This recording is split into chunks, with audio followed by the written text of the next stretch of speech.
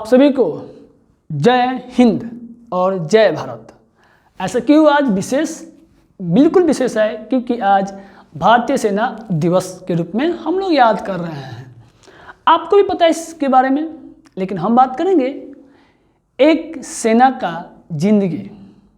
सेना की ज़िंदगी जीना बहुत मुश्किल है और सेना की तरह देश प्रेमी होना हमारा मूल कर्तव्य है। सेना बनना बड़ी बात नहीं है, सेना की तरह ज़िंदगी जीना वो बड़ी बात होती है। और हम अपना मूल अधिकार और मूल कर्तव्य दोनों को पालन करना, ये भी एक प्रकार का देश प्रेम है। कैसे, समझिए।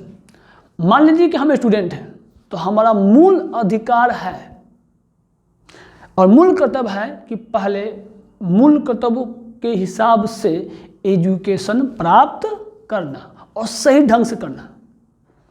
और एक मैं अगर टीचर हैं, एक शिक्षक हैं, तो मेरा मूल कर्तव्य है कि पहले एक स्टूडेंट को और अपने एजुकेशन को सही ढंग से उसको दिया जाए, और अगर नहीं है तो उसका के लिए प्रयास करना चाहिए कैसे इस बेहतरीन काम को हम अंजाम देंगे।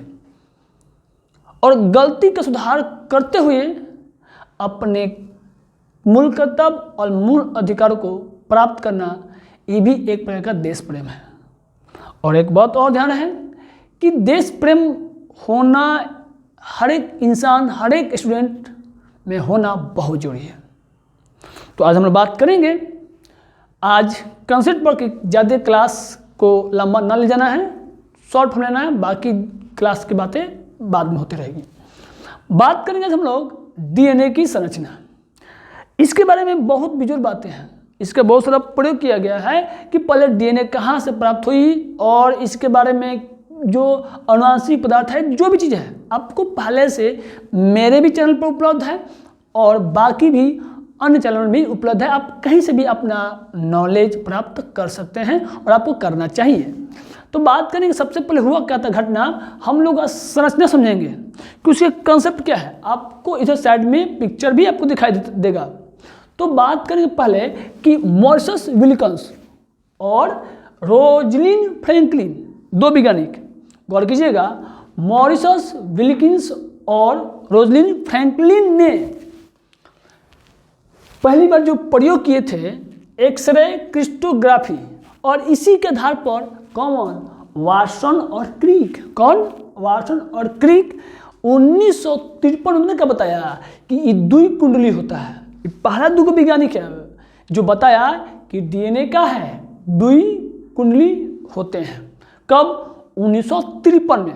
अब आगे कहानी क्या हुआ, तो इनके लिए तो माने उस समय तो बहुत बेहतरीन काम था और इसके लिए इनको 1962 में नोबेल पुरस्कार मिला है। किनको? वाटसन और क्रिक को। माने कि पहले तो सिंपल डीएनए होता है, अनुवांशिक पदार्थ होता है, ये सबको मालूम था, लेकिन बेहतरीन काम किए इन्होंने कि डबल कुंडली बताया। क्या बताया, आप पिक्चर में देख सकते हैं।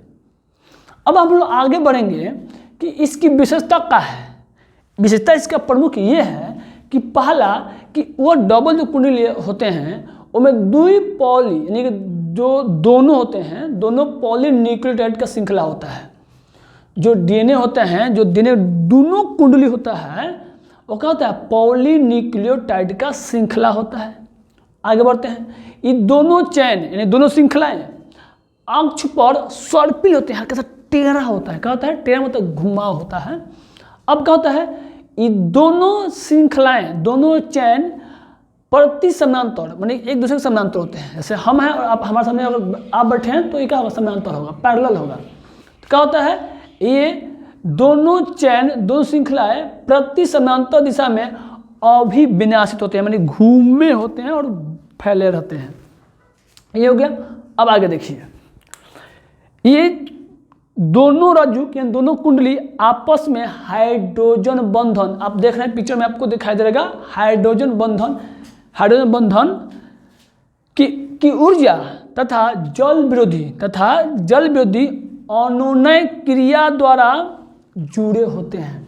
फिर समझिएगा, दोनों रज्जु आपस में हाइड्रोजन बंधन और जल विरोधी, जल का माने विरोध करने वाले अनुनय क्रिया द्वारा जुड़े होते हैं।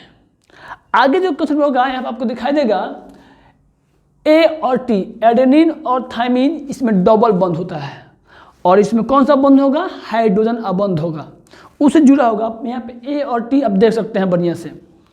बात करेंगे जबकि सी, सेरोटोनिन और ग्वानिन आपस में 3 बंधों से जुड़े होते हैं।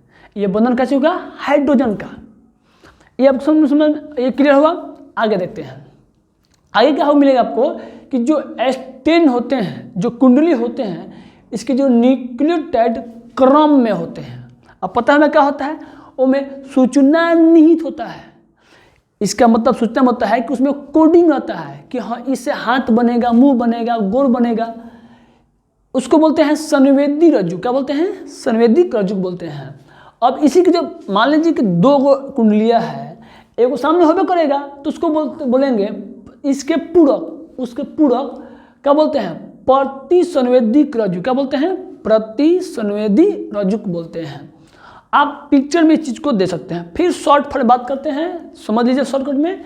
डीएनए की संरचना, सबसे पहले घटना क्या होता है कि मॉरिस विल्किंस और रोजर फ्रैंकलिन द्वारा एक्सरे क्रिस्टोग्राफी के आधार पर वाटसन और क्रिक ने 1953 में डीएनए के डबल कुंडली के बारे में मॉडल प्रस्तुत किए और इसके लिए नोबेल पुरस्कार मिला 1962 में। इसकी विशेषता क्या है कि दो कुंडली होता है, उसके जो पॉलीन्यूक्लियोटाइड का श्रृंखला होता है। क्या होता है, पॉलीन्यूक्लियोटाइड का श्रृंखला होता है और दोनों चैन अक्ष पर सर्पिल होते हैं, हल्का टेढ़ा होता है, सर्पिल में टेढ़ा होता है, घुमा हुआ होता है। और दोनों श्रृंखलाएं प्रति समानांतर दिशा में अविनाशी होते हैं। और ये जो कुंडली होते हैं उसमें जो न्यूक्लियोटाइड होते हैं उनमें सूचना निहित होती है। इसको बोलते हैं संवेदी रज्जुक बोलते हैं और उसके पूरक को प्रतिसंवेदी रज्जुक बोलते हैं। आज के लिए जय हिंद और